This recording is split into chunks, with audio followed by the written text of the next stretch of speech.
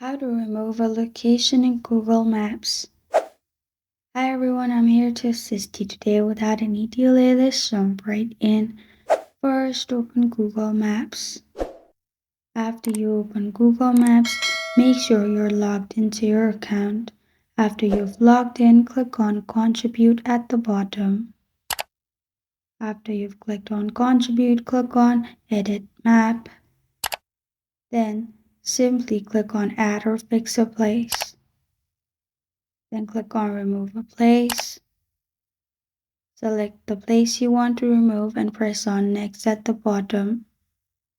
Then select the reason why you want to close or remove the place. After you've selected the reason, you need to add photo for the proof. After you've added photo, click on Submit and you're good to go. Google Map will see your feedback and then make sure your proof is enough and then remove the place.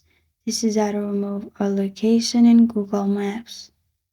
Thank you for joining me today. If this video helps you out, please leave a like and subscribe for more. Got a question or want to suggest a topic? Comment below. Thank you for watching.